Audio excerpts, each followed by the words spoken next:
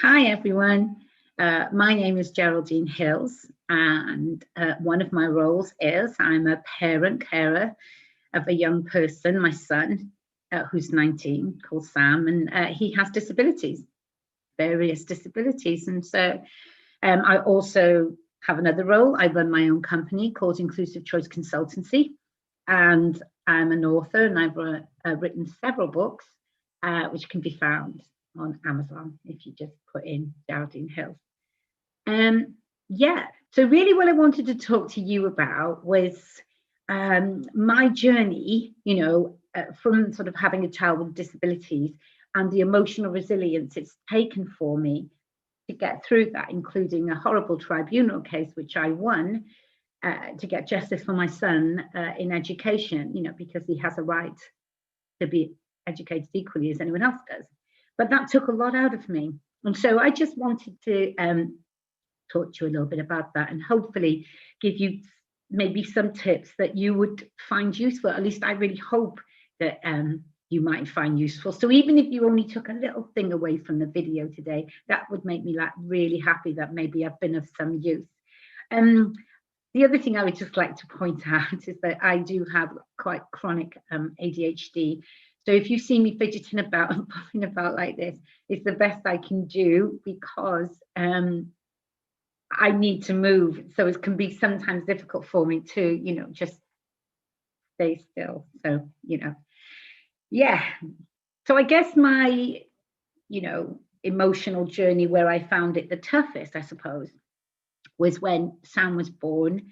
And, I until that stage, I'd never really had any dealings with disability, like as a parent carer, anything like that. So it was kind of all new to me. Although, however, in hindsight, now I realize about my own difficulties with learning and, my dyspraxia, my dyscalculia, my chronic dyslexia, ADHD, I understand myself now on this journey.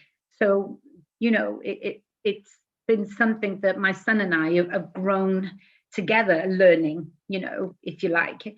But when Sam was born, and he was diagnosed with all sorts of things, including autism, it kind of was like a medical thing, where you go, right, this is what's, wrong with your child, if you like. And, then you come home, I guess. And it just started from there. And he went to a special school and I did my real best, to get him in the best place. And it was a brilliant school. And I'm proud to have shared my son with so many brilliant schools through his educational career. As I said, he's 19 now and finished college and he will be going on to university.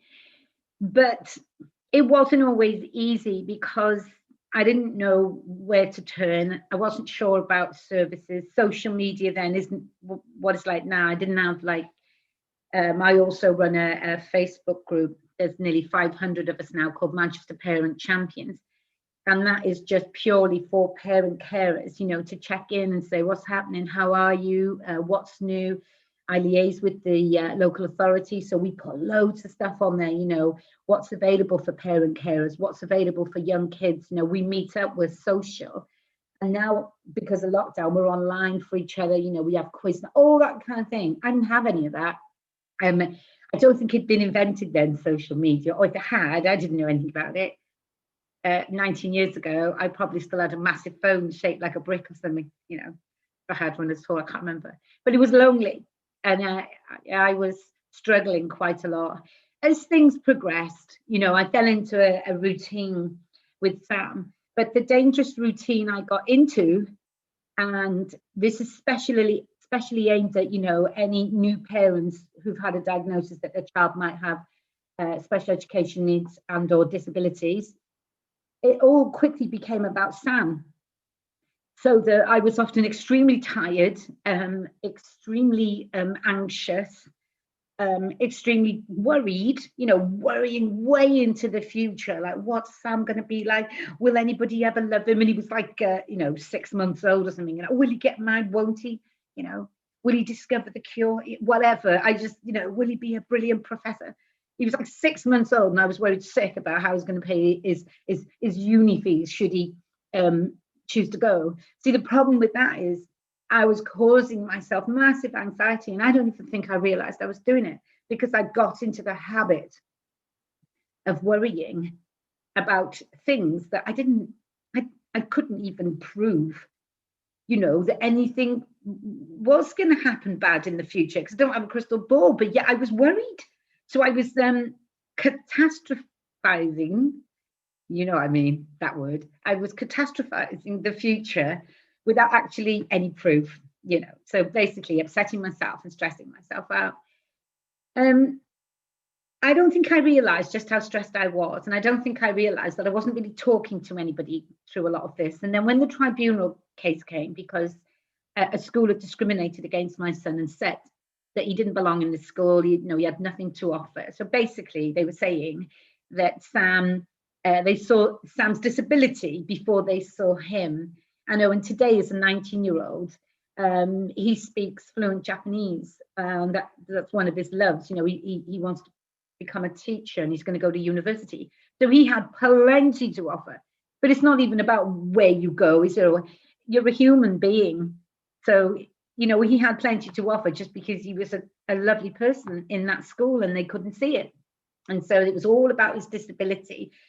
I decided I needed to, try and learn the law. And oh my goodness, as a learner with ADHD, I often can't remember things. And with the dyslexia, and I don't want to keep still, I think it was very difficult for me to try and learn the law and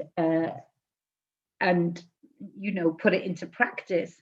So I became quite ill, really, because I just wasn't eating and sleeping. I just knew I had to try and get justice for my son and an education. So further on down, I did win the case, and I had to take the school to tribunal twice, and I won. It didn't give me any pleasure, but nevertheless, I did get justice for Sam. But I was so ill because, again, I didn't recognize that I wasn't coping, or I pushed it to one side, because according to me, I had no time to look after myself whatsoever. So I missed all the warning signs that I was heading for a breakdown. And in fact, I did have one. And it was major. And I am not going to tell you how it manifested. But suffice to say, just thank God there wasn't a YouTube back then, or people constantly going like this with their phones filming. I do actually tell that story, but that's in another talk I give. Anyway, it was very sad, and I was really ill. So my own body forced me, to take a deep breath, and I had to rest, and my GP got involved in all kinds of things like that. When I started to come round a bit and things started to settle down a bit, and I got to choose what school I wanted Sam to go to, because the tribunal believed he wouldn't get a warm welcome if he went back to that school. Oh my goodness, this school, so wonderful. They changed our lives. They loved us as a family. And we've always experienced that now in education. I've met some wonderfully kind, inclusive schools, teachers, TAs, just brilliant. So there was a little bit of room for me, to calm down a bit, because Sam was doing quite well. And then I started to think to myself one night, what was it? Why did I become so ill with that tribunal? And I realized what it was. I couldn't understand the law. It was really difficult to understand. And it was just, I find it very difficult even now. I struggle with my reading. I struggle with my writing. And so I just couldn't understand what I was reading. And by the time I sounded it out, I'd forgotten the previous paragraph. So I was just driving myself into the ground, making notes that when I looked at the next day, I couldn't even read them. That's nothing new for me with my handwriting, but generally I couldn't read the scribbles and things. So I decided, as you do, that I would join a firm as a volunteer, and that would teach me the law. So I did. And I joined them, and I took these tests and everything, after you did a bit of studying about the law. And I went up to London, and did all this training. And then I thought to myself, and because this is like my ADHD mind, I'm always on the go. And then I thought, there's still something, it's not sitting right with me here. What is it? And then I realized what it was. I still wasn't understanding it. It was still too wordy and still too difficult for me. I thought, well, if it's difficult for me, What about somebody that might have a severely disabled child, or they might have 4 children, 3 children, you know, and they've all got disabilities in the one family. Maybe the adults have got disabilities. Would they have time? And is it fair that for those that can figure it all out and what it says, and they're quite good at that sort of thing, they can, you know, get the justice they need, or they will know how to approach their school in a more productive way to talk about inclusion. But those of us that struggle with reading or English as a second language or something like that won't. So I thought, how can I do it? What can I do? And then I came up with this idea as I was eating crackers in my bed. That's just a hobby I like to do. So I was eating crackers in my bed and I thought, what if? What do I love more than anything when I have to read something? I like things with pictures. I like things with big writing, and I like things with short chapters. I came up with this idea, and this is the 2nd edition. Oh, does that look backwards to you? This is one of my books, and it says Geraldine Hills, and this is the Equality Act for Schools. So I wrote this book, real short chapters, you know. So what on earth is a reasonable adjustment? What is the Equality Act anyway? What does it mean for me? Even if you don't have a disability, I explained it all in the book. There's a race, there's a this, there's that. All sorts of people are protected under the law. And I just massively fell in love with the law. And so this book just came out of me. Now, I can't read and write very well. So what I did was, I did my friend's cleaning and I did my friend's ironing. And I'm quite good at typing to talk myself. She would check all my books and do all the full stops and the nice paragraphs and everything. And I would do a cleaning and the ironing, and, you know, that's what we did.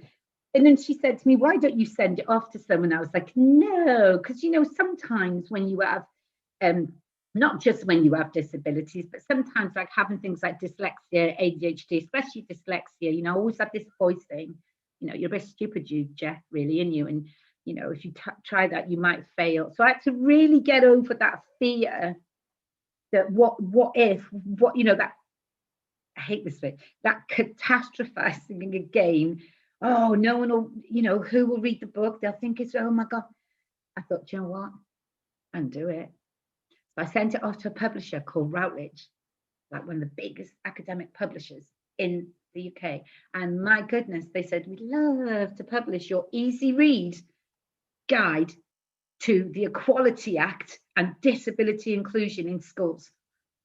And it quickly became a bestseller, well, you know, a bestseller within the education. So that's like 1 a year or something. But, you know, lots of schools had my book. And then I thought, what if I set up a training course? What if I set up my own company and then I designed a training course to go with this book, right? So I did. I set up this company.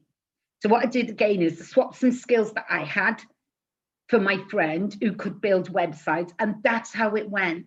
It was just swapping skills. You know, I did a bit of childcare. You do that for me. I do that for you. And all of a sudden I got this gorgeous website. And then I designed this training course. I flipping love technology. I am so glad I taught myself and went on basic training, you know, on how to do PowerPoint, you know, how to use I mean, this was ages ago now, you know, because my company's been going for 15 years. But it was the best investment I did, to invest in myself. So I launched my company and that's what happened. And then I thought, well, I'm going to have to write a book now for parents, aren't I, about the law? So that's yours. So it just says a parent's guide to disability discrimination in a child's education, Amazon. You get your own training course as well. And like, I am so passionate about inclusion, you know, and I am that parent. I live and I breathe it. And my son has an education healthcare plan, but you have to know how to maybe ask for that, or you have to know how to talk to people, don't you, when you're trying to say, I'm not sure if my kid is doing okay, and there's this thing called the Equality Act. So then I did the parents training course, and then I wrote this book, and this one's called Getting Your Message Across. It's a simple guide. How do we prepare for those meetings if we need to say something's not working? How do we communicate really well when we need people to understand that we're not aggressive? We're just trying to work with you to go produce how it would look better for our kids. So have this training package. And lo and behold, Inclusive Choice was launched, my company. The reason I was able to do this after my breakdown is because I started to think about emotional resilience and how I'd come to have that breakdown in the first place. And I think one of the reasons was I kept thinking the same thing over and over again, and it was taking away my energy. What if, what if, what if? So I would give all my energy to what if Sam's disability got worse? What if this happened? Oh my goodness, what if that, what if this? And that was just completely in my headspace. And when that is in my headspace, how could I possibly have inspiration to write books or you know, design a website or a training course? I was too tired, and I actually wasn't sleeping either. My insomnia, which I still have now, and I think that's like doing ADHD and that, was all just taking over too much. So one of the things that I tend to do when I can't keep still is I write books. So I wrote this one. It's called Second Chance Day, and it's about emotional resilience, and this is on Amazon, and it's about what I did. The book's not about me. It's just a book with real short chapters, and it's just about what you can do to help yourself to stay stronger, to stay emotionally well to the best of your ability. And that means knowing when it gets tough, it's okay to have your dark days. It's okay. But we have to keep giving ourselves those second chance days to get back up. So today I can't do very much, but I can wash my face. And that's the kind of thing, the small things is what built me back up from that breakdown. And so I think that it's really important that you understand sometimes we don't realize that we're going around all day talking to ourselves in our head, that voice. Oh, it's never going to work. I can't write a book. I mean, I left school. I had nothing. I didn't even get a qualification in woodwork, let alone cookery. I was absolutely, I mean, even now I'm dangerous in the kitchen. So this little voice in my head was like, oh, I'm not going on that training course. I'm not doing that. They'll laugh at me. I'm stupid. I didn't even know I was doing it. So giving yourself a second chance for good emotional resilience means that we're willing to say, maybe I need to learn some tools. And this book is a toolkit, and it comes with the training course that I do. It is a toolkit in its own right. It's got pictures in it as well, because I love pictures. It's going to show you one of these pictures if I can find it. It's for me, actually. So I think that it's about you saying to yourself, right, this is my commitment. I am not going to promise I'm going to run 5 miles, and I'm not going to promise that I won't have my down days. But I tell you what I'm going to promise, and this is what I said to myself, I'll just be a little bit more mindful, a little bit more aware of when I'm calling myself stupid or a bad dad or a bad mum or a not good enough person, or if I'm telling myself this won't work, I'll fail at that ever. Those little stories that stop us from applying for things or picking up the phone and asking for help or joining something. So it's kind of making a pact with yourself that doesn't really involve any type of massive energy. It doesn't involve any kind of pressure on yourself. Because if I put pressure on myself, I can tell you now, the horrible feelings are going to come back, because I'm going to feel like, well, I didn't run 10 miles today. Oh, I've overeaten today. Yes, but tomorrow is a second chance. That's why the book is called Second Chance Day. It's another chance. Doesn't matter. It's not about win, win, win all the time. And it's not about failure. It's just about, for me, living in the now, this second now. Because if I live now, then I can't go traveling into the future, because I'm mindful and I'm thinking, no, I'm here now talking to you. And I can't travel in the past because it's the past. Well, I can, can't I? I can choose, and I can say, if only I would have done. Nope. I'm here with you now. And that's good enough for me. Because when you go into the past, I don't know whether you can see this. You see, this was me, googly-eyed.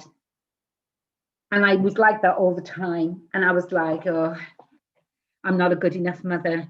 oh, I can't do any, I can't read very well. I'm too ashamed to say I can't write. And this is true, can't read very well. I still can't write. My handwriting, I don't care. Taught myself to type, don't care. That's what I was like though. When I would get suicidal thoughts, how sad is that? It was because I was walking around all day looking like this person here. Self-portrait, guys. So the only commitment I made to myself was this, that I was going to shift my focus. And I was going to try and catch myself when I started saying, too fat, too thin, too this, not that, too old, too young. I thought, nah, I'll do that. See, I haven't got crazy eyes now, like in this one.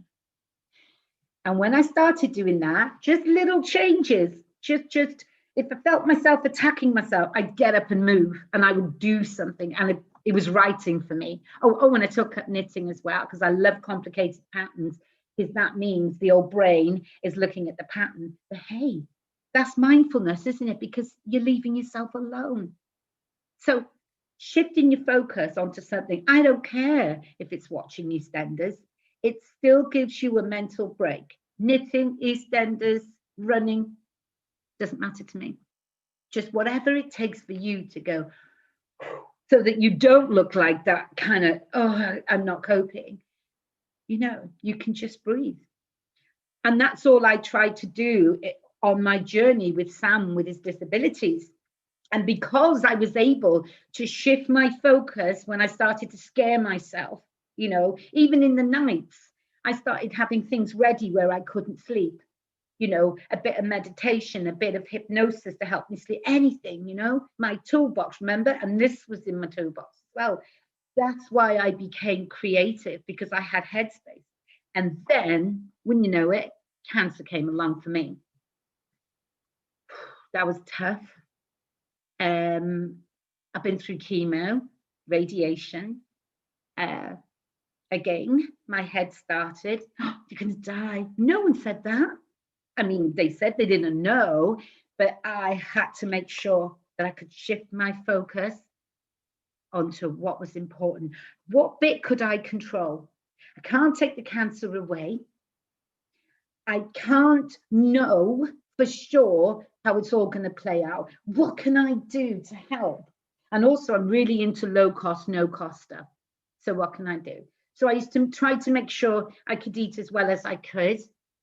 I tried to make sure I had some sort of support network. I don't have any family in Manchester, so I relied a lot on Christie's and support groups and friends, you know, oh, thank God for friends and things like that. And I think the other thing was to do that thing again about telling somebody when I was afraid, using all the things that were offered to me, like the Macmillan nurses for chatting and things like that. I gave myself a second chance day, because I said, what role can I play in keeping my mental health strong? And so I thought, I wonder if I could do something, you know, that would be helpful to other people. I really get a kick. I love helping people, you know, it's just part of my nature, and I do it through my writing. So that's when I wrote this. This is the second edition of Second Chance Day, and it talks about all kinds of things like that. Because I think when things get tough and we don't have anything in our toolbox, oh my goodness, it quickly escalates. And that's where my breakdown came. So shifting your focus is not the same as ignoring what's going on. I shifted my focus, and all I used to do with each chemo treatment, I just used to keep saying, I've got this to live for. I want to do this. I've got this other book I want to write. Don't ever be friends with me, but I just write books about everything. So I'm always writing books. I think I've written about 8 now, because that's the ADHD. So I would just always think, you know, what can I do to make my chemo better? And sometimes I never left the bed, but then I would think, I'm going to get better for my son. I'm going to try and do this for myself. And when I'm up and ready. So I just used to daydream about positive things that were achievable. And so getting out of bed and washing my face, bam, that'll do me for the day. I've achieved something for myself. And even though I'd be wobbling, you know, because I was like, oh, you get quite worn out with the treatment, I still did it, didn't I? Wash my face. maybe next day when I was feeling a little bit stronger, you know, I'd get dressed, I'd try and do something nice that I enjoyed, you know, and these tiny little things kept me going. And this is what emotional resilience for me is all about. It's about every time until the day we die, we can have a second chance day. And I collaborated with young people, and we've written another book, which you'll find on Amazon, with young people, and it's called Second Chances, because young people need millions of second chances, you see. So this is what it's about for me, knowing I don't know if my cancer's going to come back, but I don't go into the future and worry about that. I don't go into the past and think, wow, what about me? I stay here and I think, I wonder if I could write a new book. Oh, I'm going to make a video today, talk to my friends, and just hope that you can pick something up. Shifting your focus, finding something to focus on that gives you energy. So my son was something I focused on because it gave me that love gave me so much energy. Writing I focused on because I love writing. I blogged about my cancer journey. Everybody thought it was hilarious. I wasn't sure I meant it to be funny. Maybe I did, I don't know. But it did help some people. It certainly helped me. So my mind was always full of going to Christie's and finding stories about what, and these odd things did keep happening to me, meeting wonderful people. I blogged about all that. So my mind going into Christie's was always looking for angles and stories, because the real horror was often the treatment was painful and horrible. And it just wasn't worth my time focusing on that. I just had to try and get through it. So that's all I can say really about emotional resilience, is to give yourself a second chance to watch this and just try to catch yourself. And if you do the training course I provide, I'll show you how to do that better. But it's catching yourself when you think, I think I just called myself stupid. I think I just called myself fat. I think I just said I'm not going to go for that job. That's what we don't want. Just want to shift your focus onto, is my CV good enough? Or maybe I'd like to take up some exercise then if I want to look at it. You know what I'm saying? My Fitbit is everything to me. I mostly don't, meet my challenges, but I flipping love my friends on Fitbit.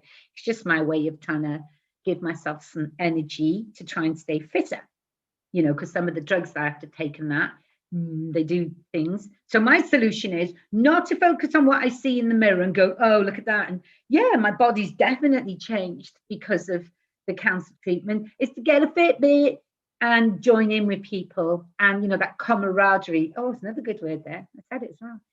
Couldn't spell it though. Oh no, I said it once. I'm not going to show off. Yeah, that. I love the energy that you get from friends. So, what could you join for a second chance? What could you do as a second chance day? Shift your focus, maybe. And in this book, there's lots of things that I talk about. Things like, get some really good habits. Oh my goodness, habits. Oh, when a habit is a bad habit, we seem to have no problem with keeping that going, do we? Like smoking, drinking. And, I'm just saying these could possibly be bad habits, but we don't seem to have any problem. I have no problem at all with overeating and washing it all down with something really nice. So it's the way of looking at habits. What habits empower us? Is it that we need to look at getting more sleep? And who can help us with that? Don't do it all on your own. I didn't do my cancer journey all on my own. Flipping out, I had a team of wonderful people, including my son, as well as amazing doctors. See what I mean? So I did get into the habit of saying, I'm not coping today. Can you help me? Right? No shame in it. Show strength. And you get what you expect sometimes. And that's a dangerous one, So it's sometimes when we say, oh, today's just going to be awful. And, oh, this is going to be, and I'm not going to get that job. Sometimes those self-fulfilling prophecies can come true because of the energy we bring, or the lack of it. That we don't engage. You just need to be careful. And I never ever said to myself, oh, this cancer treatment's not going to go well. I was just like, come on and grit the teeth, let's do it. Let's just keep going, right?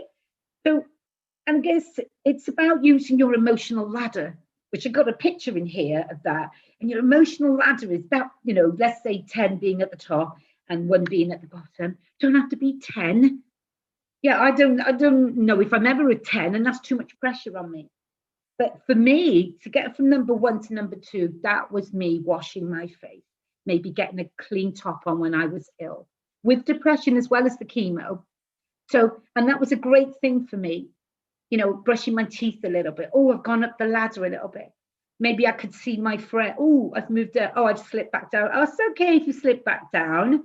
We just do the good habits to get us going up that emotional ladder to strength and happiness. And how we do that is giving ourselves a second chance. Okay, I didn't meet my Fitbit goal yesterday. I will today. Oh, I didn't today. I'll do it tomorrow. And all that time, you're staying fitter and fitter, aren't you? Yeah. See, so it's the trying that matters, because that's where the fitness comes in, doesn't it? And when you're trying to eat healthy, it's the trying that matters, because you'll probably be cutting out something, even if it's one less biscuit, one less fag. That adds up to a whole lot over a week, doesn't it? If it was one less a day. So small things. No such thing as failure, is there? If you're willing to give yourself a second chance, how can it possibly be failure? So that's my message to you. Tomorrow is exciting, isn't it? Because you get another chance to start your own company, get your own Fitbit, leave yourself alone, wash your face, put some clean pants. So I don't know, but we get to do it again and again and again. And I think that's what keeps us alive, a second chance. So I didn't want to bombard you really with lots of hints and tips and things. That's in the book, if you know, if you're interested. But I certainly just want to say, my goodness, we are all doing the best we can. I didn't even grow any eyebrows back. I'm over it. I haven't got any. We're all doing the best we can. And that's all you can ask. You know, please leave yourselves alone and do not beat yourself up. We're all good enough. I've let go of whether my handwriting works, or so what if I can't read very well? And so what if I can't remember your name after you've just told me 15 times? Don't mean I don't love you. So just give yourself a second chance. Okay, watch this. Think about, wow, I've just said some really mean things to myself.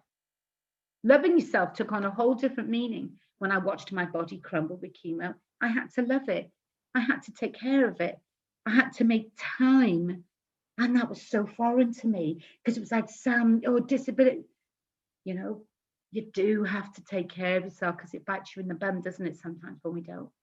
So if you want to ask me any questions, if you want to know about my training courses, if you want to know how you write a book, I mean, really, I just write from my heart. So, but I will share whatever, you know, with you. And, you know, if you're a parent carer with a person in your family that has disabilities, come on over to the Manchester Parent Champion Facebook page. Just answer the joining questions, and I'll say hello to you there. So thank you for listening, and I hope I've, you know, been of some help. Thanks. Bye. Bye.